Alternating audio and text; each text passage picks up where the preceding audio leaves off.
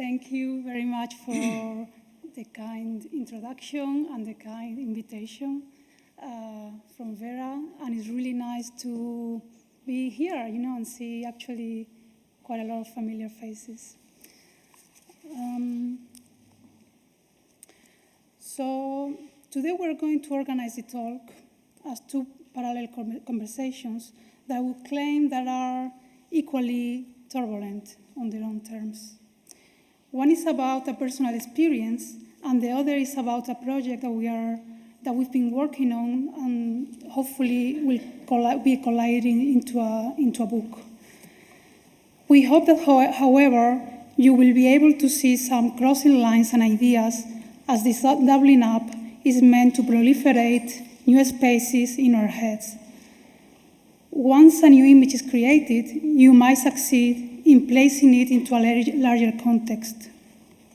So the first conversation derives from a reflection on what things sound like, look like, read like, and are. Following from this summer, I am recalling a series of unruly circumstances. I'm not a big enthusiast about antiques myself, at least in the sense of wanting to own them, but the situation I lived keeps me wondering until today. I have written some notes and I will try to recall the details. So it was about 3 months ago, whilst investigating the records of a local author in England, that I uncovered the supposed existence of a 200+ years old, delicately written piece that had been intermittently and partially circulating throughout the internet. As soon as anyone had read some of its passages, their vision had been said to be shifted significantly. The few people that have read the full records, namely being ordinary people during day-to-day life, describe their vision as being like upside down. I wasn't entirely sure of what this could mean, and refusing to believe the several superstitions around it, I wanted to get a hold of the real thing, the book. A collage of canvases started to swim into my head. Goldfishes balancing through water, newspaper headlines about a skating accident, lizards ranting about in grand places, a collection of total nonsense for somebody like me who had never read a line of it. As the days passed by in the summertime, I got in contact with several internet communities. Particularly, I stumbled upon an online forum of trading fanatics called antiquers.com, and I started a thread wanting to get a possible provider from which to buy this book from. The quest from some of their users amazed me, really. I will list some of them. For example, from user John64, he posted, "Hi guys, I'm cleaning out a basement from the 19th century in a church, what to look for?" Or user 135JJO, "I'm wondering what is the name of this metal of my bed frame from the 1920. It looks like bronze from the exterior, but easy to break, and I think it can't be welded." So this is like how it looks like as a forum. And I basically was operating under XX455. And of course, I was getting various types of responses, only with a thread that I had initiated. But finally, somebody replied with some sort of solid suggestion. And my thread was precisely, "I'm after books 200 years old and older in the UK region to buy." You can see my interactions with this user, Atlantic Jim, which happened to be somebody from a small town in England called Ripon. And he gave me some insight about how to go about it. So I will read his response. he said to me, "Hi, I can only think of Noah Fletcher. Visited him once, very funny guy, seemed like a very well networked one." So I simply replied, "Thank you, does he have a website?" To what he replied, "Unfortunately not. You can try texting him. A card of his is all I kept. Good luck."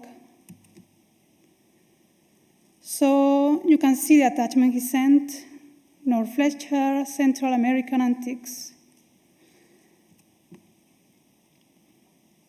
So I did get in contact, and actually was trying to contact him for the last few weeks in August. And finally, when I did so, he replied quite immediately. And I guess it's a human reaction. I started to imagine the type of person he was. He has a bit of the quick conversation, which was actually a very efficient one. "Hi, Noor, I'm looking for antique books, preferably 150 to 100 years old, UK print." He immediately replied and said, "Hi, yes, I have plenty, drop by, 20 Pond Place, 8 to 9 a.m., stall 6, come Friday." "Okay, see you there," I replied.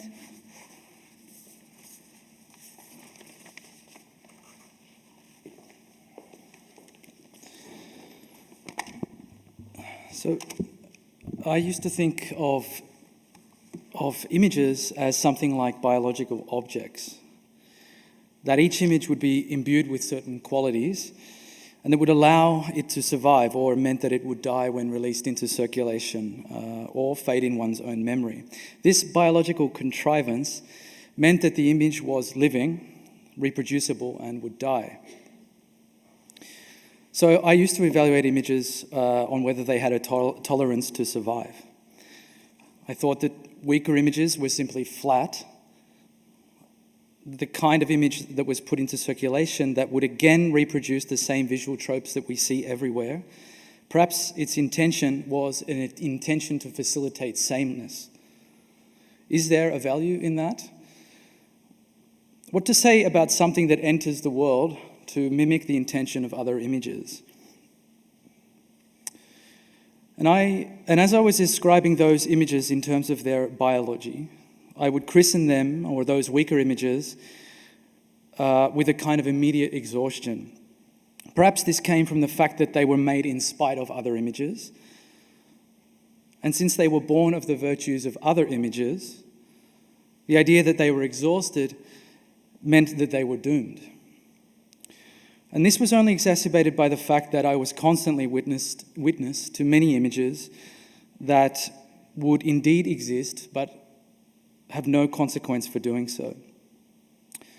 So, you may ask, what makes an image, which is a rather limited object in its own right, be able to persist in the mind or in circulation? Or better, what makes an image thrive above other images? Well, I don't think that kind of self-help approach is very interesting, but I do think that a successful image promises nothing. But like a plague, the architectural image is almost inseparable to promising. Indeed, that's the prevailing affliction of most images I see today. They exist to promise.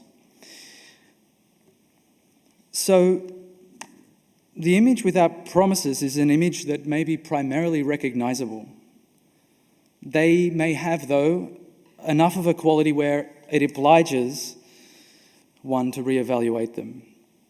That is to say, they're a sort of reflection, and yet skewed enough whereby a reconsideration of your own pattern of image looking and indeed image making is asked of you.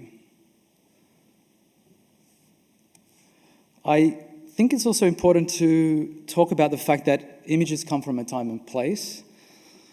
Clearly, the things that horrified us or made us laugh a generation ago are almost untranslatable. Their poignancy dries up the moment they are removed from their context. And an image is only as relevant as the moment that births it.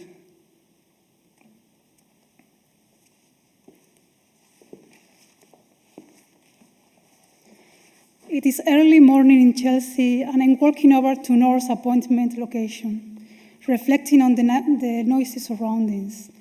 I made it to the exact door, and there it was, a place that had been hidden to my eyes until then. This is an image of the place as you walk inside of it. I found Noor to be working in one of those places where there are 5 antique dealers in just one shop. It has the sensation of being like a mall for antiques.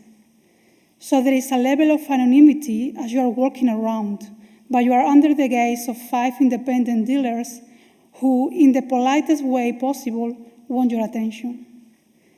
I thought Noor is in his late 20s, but looks like he's about 45 though. Not because he's wary or something, it's because he's clearly having to deal with a clientele who are in their 60s, and he kind of became one of them. He's calm and has extremely well-received pronunciation.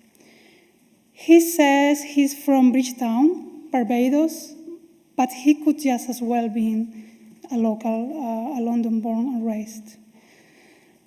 I would have normally been quite annoyed by this environment, just being a cramped shop with a deep smell with only one way out, just out through the gauntlet of 5 dealers. But it was like theater. Each dealer was another antique, carrying the Dorian-etched gin tonic glass, Paul the French neoclassical marble mantel clock, and Noor the pre-Columbian clay figurine. Noor's personal vice is a beautiful Aztec king, of which he has a large collection. And prized treasure is a clay Aztec king which dates back to the 15th century. He also has a collection of 3-ledged frogs in every possible material from coral to turquoise. I try not to think of him as a car salesman. Vain, after all, he's selling you what it could be either priceless or pointless things. I'm at the mercy of what he wants to tell me. It's like a sermon. Strange inheritances have been received from entirely different places. Some of the pieces have been sent from far away, across the ocean. Dislocation of culture and climate. Things from Valle in Europe living rooms. Noor was also an expert when it comes to incorporating antiques into the modern home to avoid people feeling as if they are living inside a mausoleum. I kept wondering on how cultural objects are managed by this intricate network, and I was expectant to what he had to say about the books. I could only describe to him its inner cover, since I saw images of it on the net at the time, but nothing else. Unfortunately, I didn't save any evidence of this. Where you think that antique only happens and are dealt with in real shops, but for my surprise, I found Wikipedia to be also a platform for it. I actually found in the talk section of Turkey that some messages were occurring. For example, I could read a little bit of a passage from it. Is anyone here interested in buying some objects like antiques or historical elements from Turkey? I have access to a few historical things like from diplomats and embassies that are for sale to interested buyers. Reach out to me on Wikipedia on my personal page. I can send some images on Telegram or over secure email. This message was from March 2010.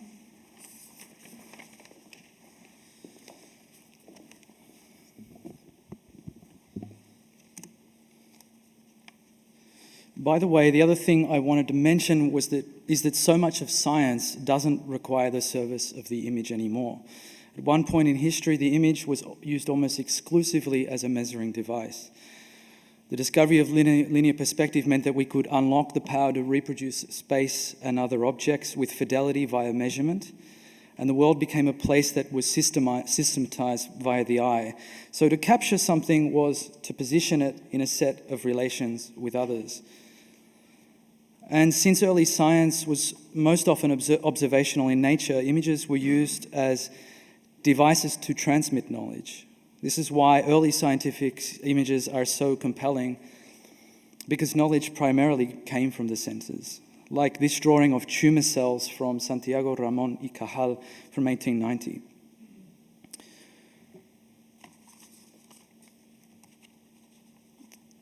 Today we're in a particularly strange moment, a time when most transformative new knowledge does not use the service of our senses anymore.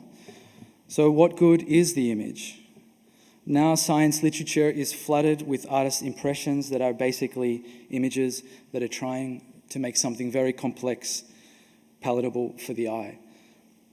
The image is at the service of comprehension. In this realm, an image must first be legible.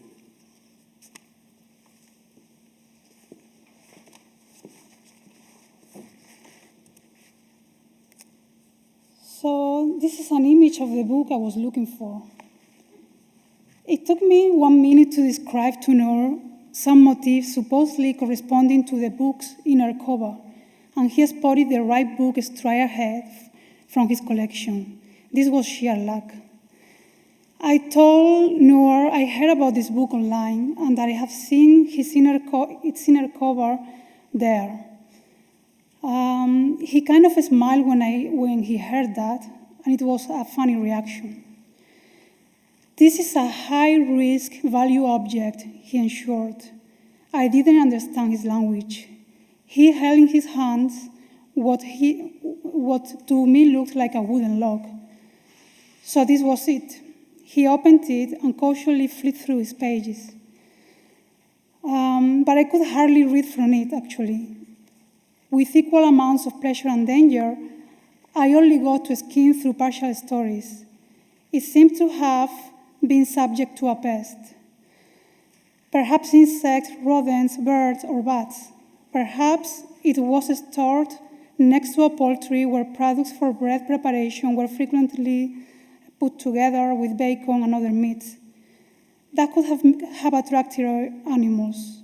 Stained, perforated, weakened, the piece had a significant loss of parts. How often and how fast do these processes occur? I asked myself.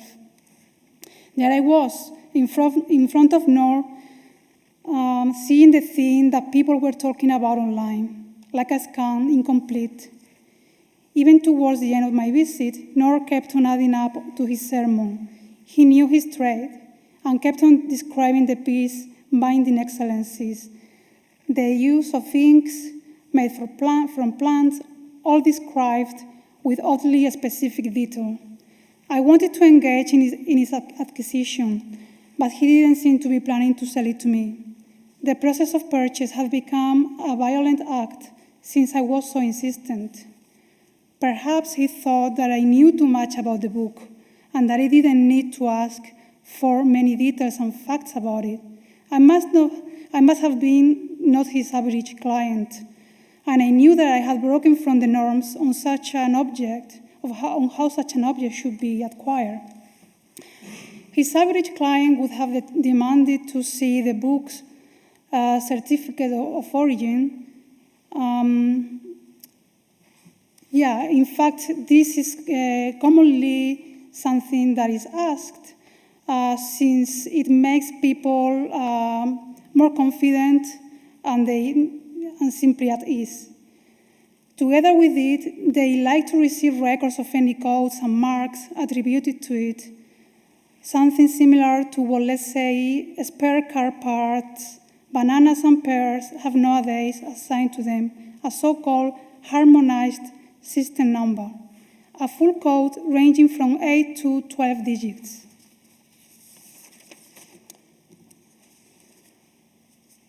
But a pear is not a book. My act of purchase must have been so far subject of suspicion for Noor. He had the excuse of having a flight to Hong Kong that morning, and he abruptly said that he needed to run. I have been busy, not only in my shop, but in every other shop, he said. So the situation turned out to be quite difficult for me to understand, and he refused to sell it to me. I couldn't think of the real reasons as to why.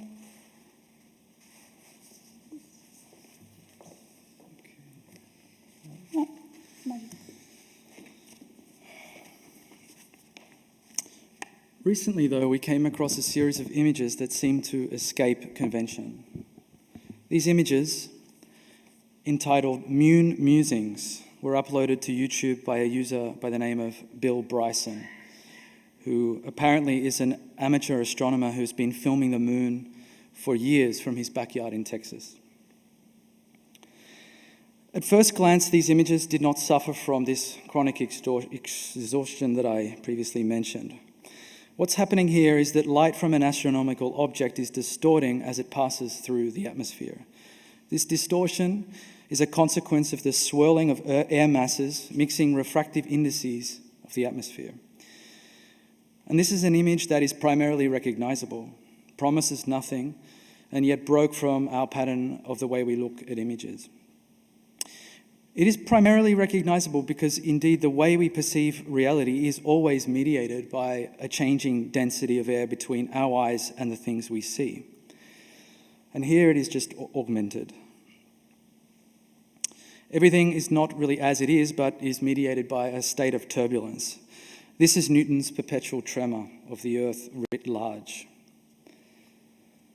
And when we look at the horizon, it is laced with layers upon layers of atmospheric deviations.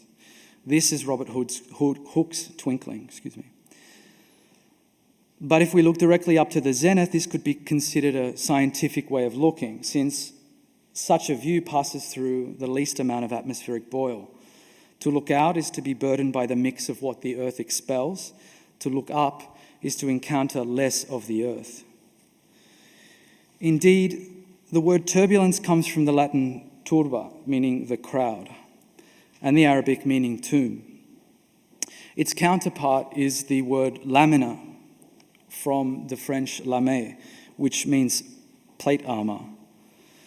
Lame is the space of planimetry, consistency, flatness, defense, the predictable, the space of economy. Just picture the free speed of an aircraft flowing along a jet stream or blood travelling down an artery. Whilst turba is the space of contestation, instability, meaning, perhaps realism. So why is it that Bill Bryson's images seem more real? Is it because they're scintillating, which is a word often used to describe turbulence in the air? Maybe it's because Epicurus and Democritus called turbulence the primitive form of the construction of things. So using a setup with a large Newtonian mirror, a point light and a camera, our aim was to subject the architectural image to an atmosphere, to take light rays and bend them with hot air. In this way, we are able to manufacture turbulence on either more violent turbulence, but certainly one that exists more in a given space.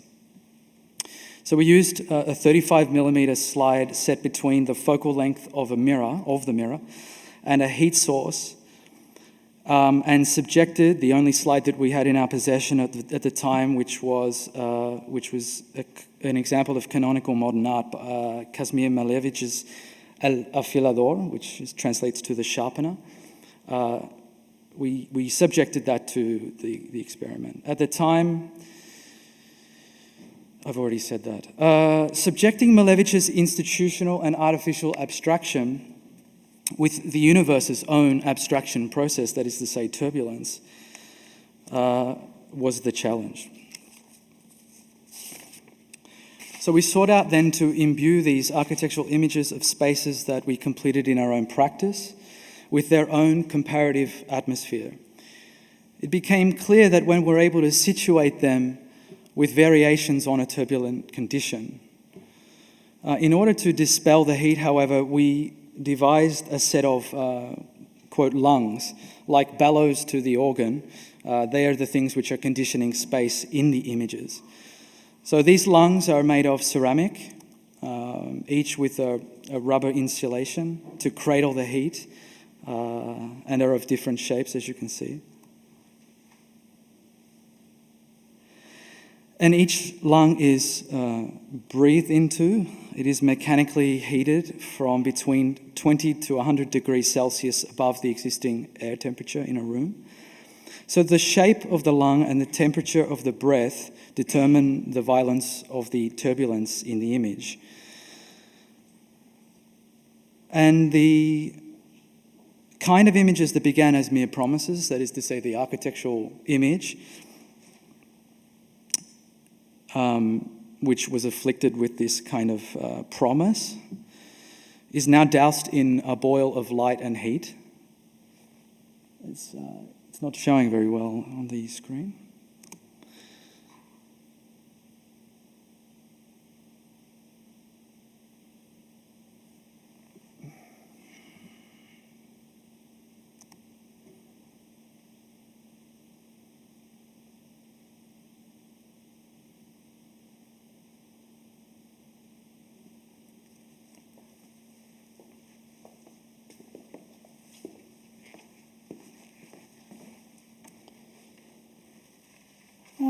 I was still confused, so I wanted to make a contribution back to antiquers.com to ask for any clues, adequate procedures for acquisitions, and to know if there is any code of conduct which could help me to actually deal with Nor. To my surprise, when I logged back into the forum, I had missed some messages from Atlantic Jim. It was already a month since I have chatted to him. His message you can see there.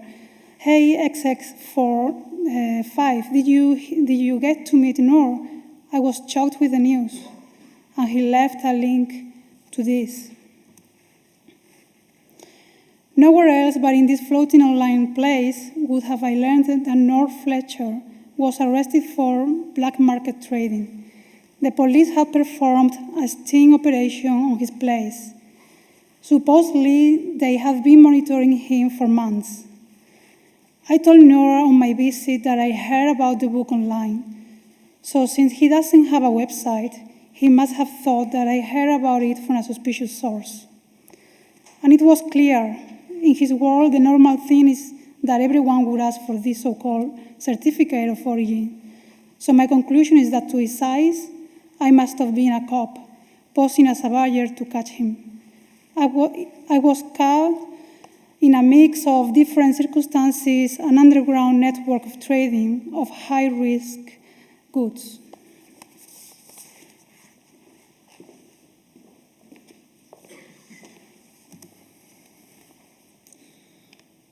So then it became possible to register each of these different architectural works from our practice, not in chronological order, nor typological order, nor big, small, SML, XL, but the ancient categories of, nor the ancient categories of ordering. The different kinds of work are then cited in relation to what shape turbulence it is subject to, or how violent it is, or how calm. And meanwhile, there's a whole wave of technology whose raison d'etre has been to destroy all naturalism we find in imagery. That is to say, to remove every skerrick of fuzz, blur, fray, boil, aberration, rather everything that makes an image real. One such technology is called Pa.LaC.E imaging. It has been devised to remove the turbulence out of astrophotography. It's done by producing many frames. Perhaps you know this already. You have it in your devices now. Producing many frames of the same image in order to stack the images and calculate how the pixels of the entire stack have been deviated via the atmosphere. The process then reconstructs the image, reducing the deviations to produce the sharpest image possible. According to this software, the atmosphere is guilty of getting in the way of producing sharp images of the sky. What is the potential of a space that acknowledges scintillation as a context? This, I think, is one of the saving graces among many of watching cinema. The idea and the fact that the image has to travel in space between a source and the screen and back again to your eye, which is not the case when you're in bed at home with your laptop watching cinema. There are no such deviations between you and the image. And in the same way we produce standard dimensions of wall details, what does it mean to measure deviations? The same wrangling of turbulence that Pa.LaC.E imaging is trying to compute is the same means by which we can measure these hot air displacements, or how a face is displaced, or how a doorway or a window is displaced. It begs the question, is there a state beyond the old dichotomy of violence and stillness? Between the turbulent and laminar characterization of the air, there exists a kind of third space, a levitating space. Is this not the dream of the architect? The floating bridge, the paper-thin slab, the column as a single ray, the frameless window, perhaps the helicoidal space. Levitation contends with turbulence and laminae, and it is neither. It may be a strange amalgam of a turbulent condition, a fire, a political unrest, a milling crowd, and a laminar condition, a non-deviating vector, certainty. We only have to look at the location of the tropopause at the boundary between the two nearest atmospheres of the Earth. It is rather a boundary, not at the mercy of swirling atmosphere, nor is it arranged in a parallel streamline, neither turbulent nor laminar. Is there a state that can regulate the degrees to which it is able to resist being swished around in the boil of turbulence and avoids being made into a laminar stream? Some of these questions we explored actually at the ATTP under the guise of Dom Gross in the context of a design studio.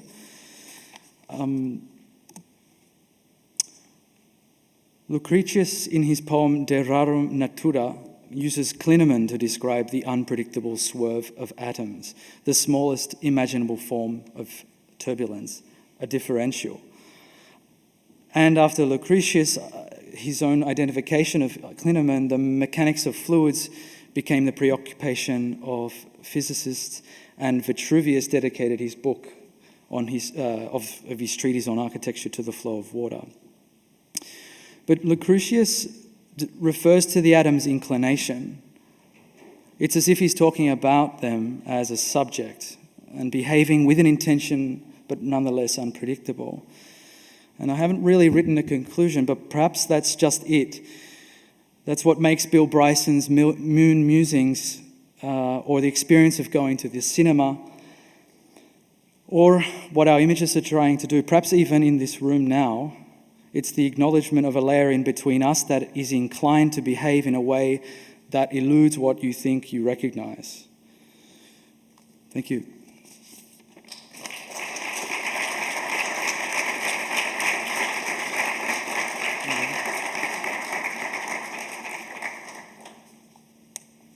Thank you very much.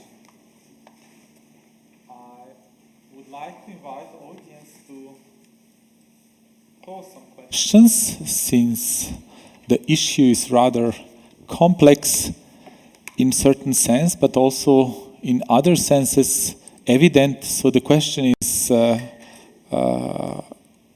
actually, or I would like to invite you to make some questions if there are some in public. Yes?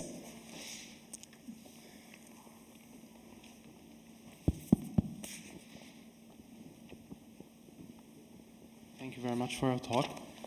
I wanted to ask about when you showed the image and talked about the promise, the promise dimension of the image, of the architectural image, and then you showed another one which is completely freed from this promise. It's probably operating without this promise, and I was wondering about your position in regards of promise versus economy, because I think that the dimension of promise is intrinsically interwoven with the economic dimension of architecture. And I was wondering about your position in this regard.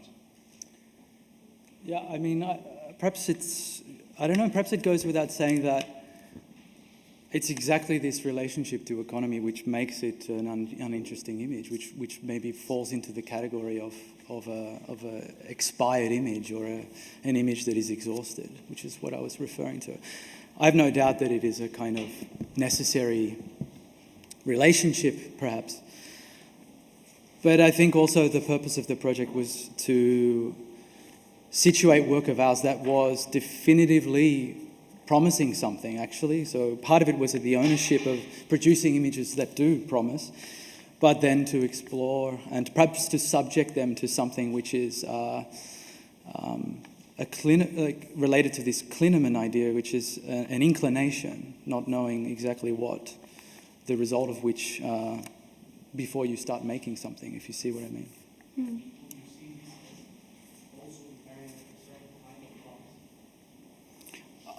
I don't know.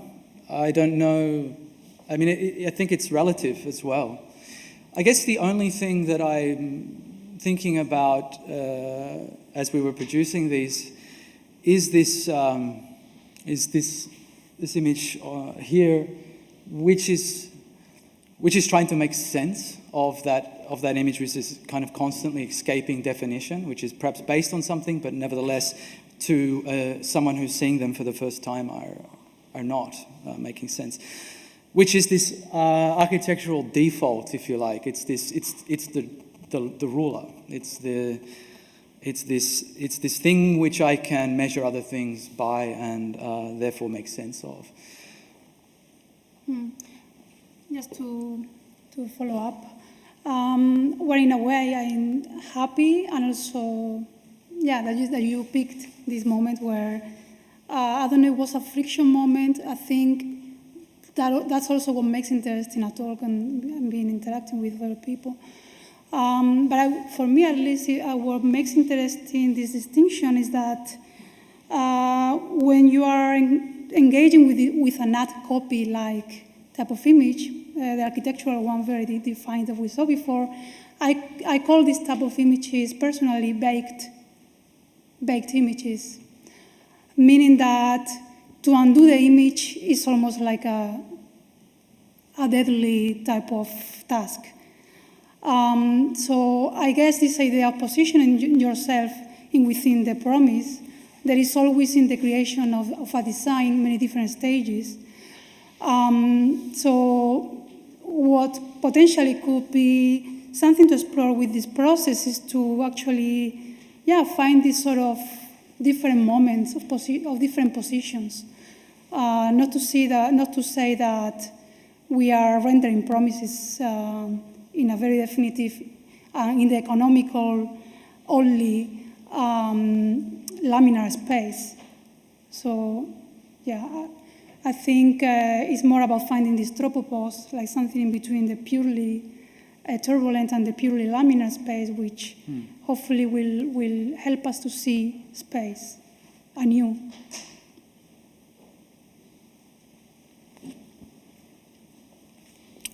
Other questions or remarcations or focuses?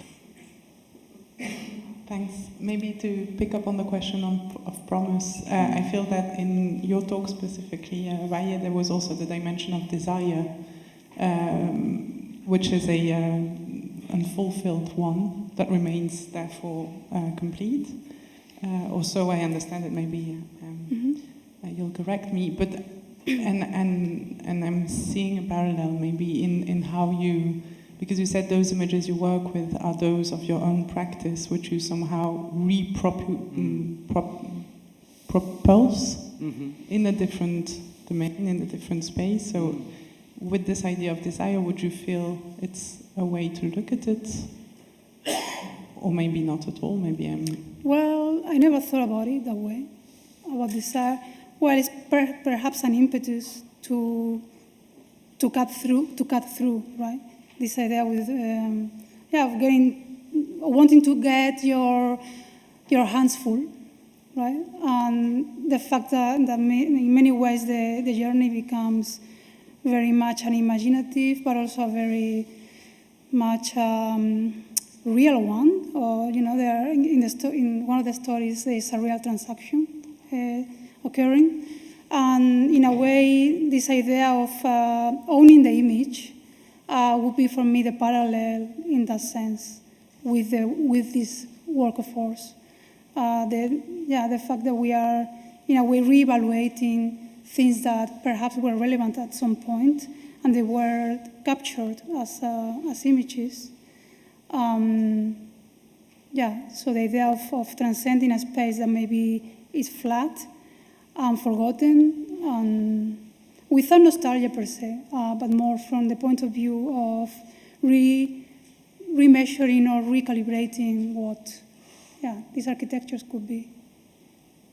I don't know if I stray ahead, reply to the idea of desire, but perhaps in a parallel sense is there.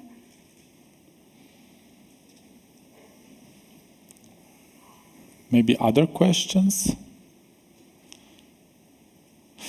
I would like myself to pose some question, or at least to ask for a simple reasonment about where actually, in your opinion, is the image positioned? On the level of some kind of external object, or is it a kind of on the level of, let's say, imagination in the sense of interior process? Perhaps just a little bit more context.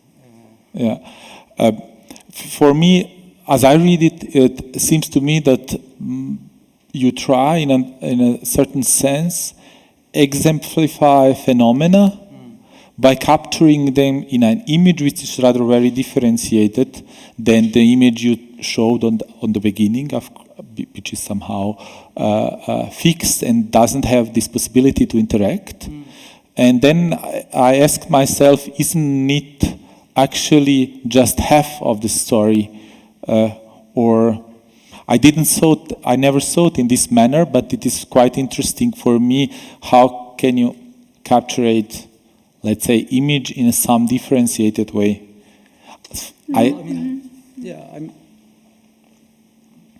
I think to just merely capture it in a differentiated way was not really the task.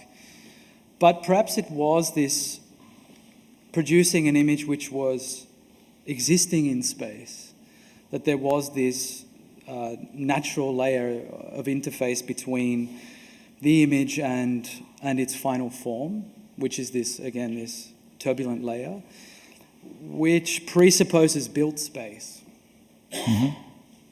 Because of course to build those images would be to fulfill the architectural project to the end.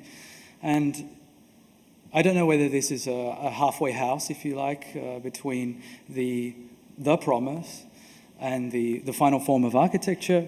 But nevertheless, I think it was this acknowledgement of something that if you just heighten it, it pre-exists in space already, which is that cinematic reference. Yeah, it would be difficult, if not impossible, to position ourselves or myself in regards to images, because they can be many things, right? And also we tend to generalize when we talk about vision, and nowadays we are very accustomed to the digital and the way we can operate with them, but actually engaging with the physical and then being able to capture in the digital was something that in a way already was different for our generation, I suppose. In a way, being able to capture both realms perhaps is something that might help us to build a more complete version or vision of an architecture. And maybe one question more. You don't need to answer it, but maybe just as this point of discussion generally, what is interesting me, there is kind of, on one hand, you try to distill your process in a very, let's say, clear and systematic way. On the other hand, they are charged with some experiences. And now I cannot decide what is in that sense your ethic relation to that. There is kind of implied critics for what is image on the beginning in the process itself, but at the end I don't know how to orientate myself if I want to read them from your side of the production, which one always try to do hearing some presentation in a way. Sure. Yeah, well, I guess there is a certain turbulence created in the audience, perhaps.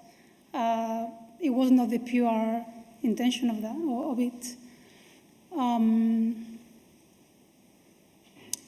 What was I don't know if you're referring the to the position distinction to the between image, the two faces of the talk, if you like, and how to and what's the resolve, position how to resolve in regards to them. that, yeah. And you did say that we cannot answer that question. But you can Which is try in a tempting. way as a contribute to indecision, let's say, even. I mean, in a We- sense, yeah, no. No, there is no point to, I mean, it's like the baked image for me. If I had to claim something in a very strict way, it would be of no good, I don't think. Well, Because actually I also felt that many, even other talks today are also engaging with the idea of the image. So it's this sort of more kaleidoscopic, if you like, way of engaging with them, that perhaps everyone, once you leave the space today, you've formed an opinion or you've formed a position in regards to them. And funnily enough, we are in a context talking about Copia and about copiousness. So yeah, what does it mean to position yourself in such a scenario, you know?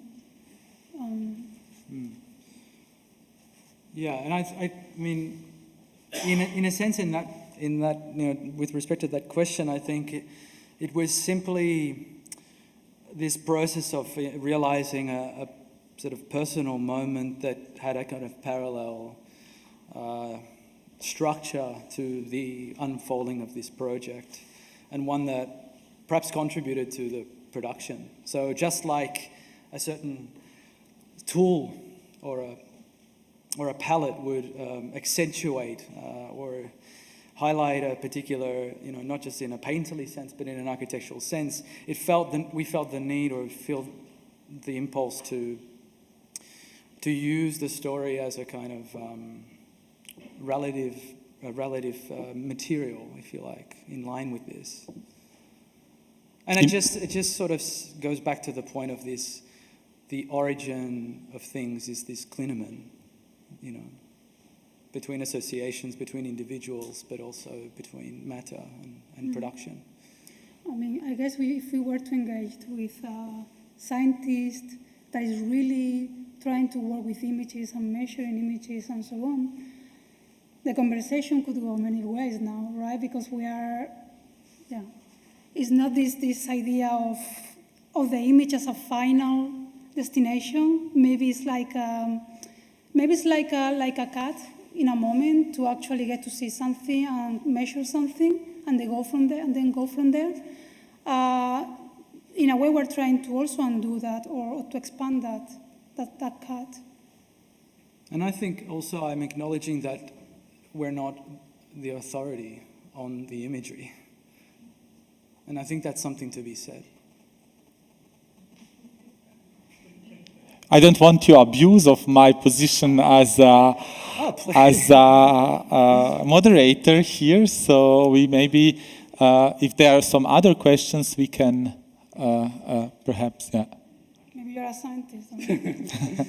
Might be. Could be. I just find this intriguing. There are a couple of, I have some observations. Perhaps the first thing that the image in front of me suggests is an an impressionist painting.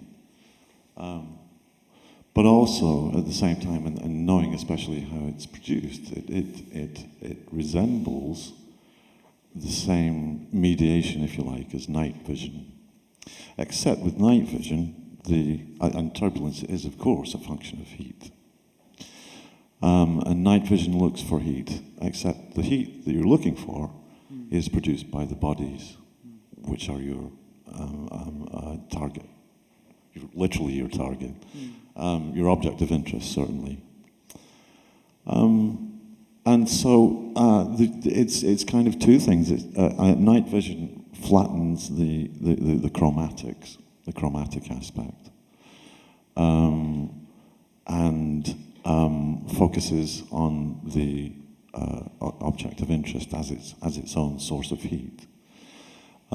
So you are, if we think of this as a new kind of technology, then you might say, as an extension of night vision, it's a reintroduction of chromatics, and it's a displacement from the object of interest, which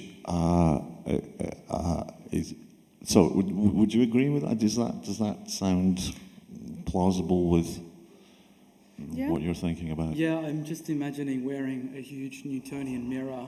I mean... Well, a virtual headset would... Well, I think, but to make it virtual would not be right. Why not? Because I think... Because what I'm suggesting is that you already have that with night vision. Well, this is an augmentation of a natural phenomenon. So I think to virtualize that or to digitize as is night vision. So the ethics comes out. Yeah. Well, night vision it's not as well, I think, by the same token. So... In what way is it not? No, in what way is it not? I mean, it's... this is using the focal point of a concave mirror with a 35 millimeter slide in the middle between a camera and the mirror. So what it is doing is augmenting the turbulence that's pre-existing in a space. But if you took it outdoors, like you're sort of implying, it would also react. And it needs heat and the light to reflect back off the mirror into the camera. So, I mean, in what way is it not? I mean,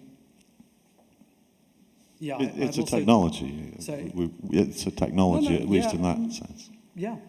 But I think if we're talking about the portability of that technology or it's, or even as a technology, yeah, I haven't yet made my mind up about that. Okay. And also, maybe it was not clear, but we're not seeing the space that this experiment has been produced at. So basically, the portable scenario thing is that we are bringing with us many different, a large collection of spaces, and then seeing them through a particular context, a particular physics of another space, which could be, needs to be night for it to work. Okay, thank you. There is one question from Ludwig.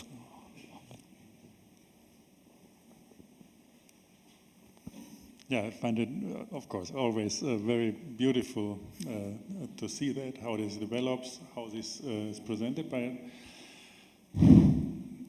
So we had it with the so you're suffering somehow that we're losing images. So we all suffer with that. So and then in the morning we heard about the garden and these things. So we all know that we have to make a step further and so on. So my question is, I'm always reasoning, why do you think that you can save images by thermodynamics? By what? By thermodynamics. So there's so much to see outside.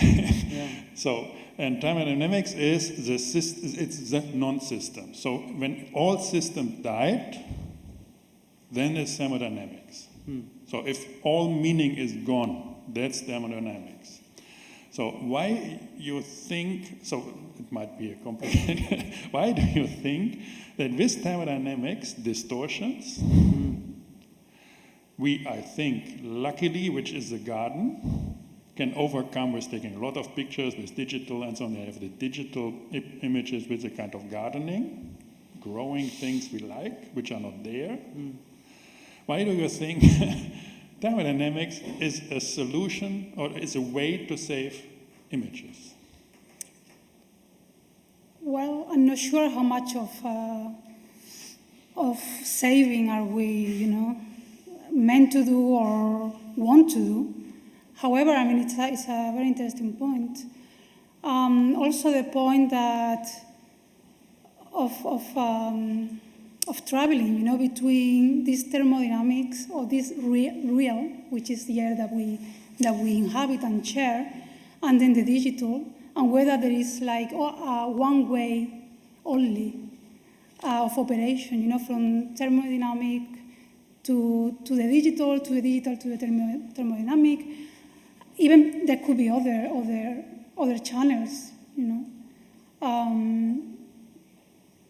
so for me it's not so much a saving grace, but a very personal process on how to re-engage with not only the digital, but also the physical components that are at the end measurable and that we share and we resonate with.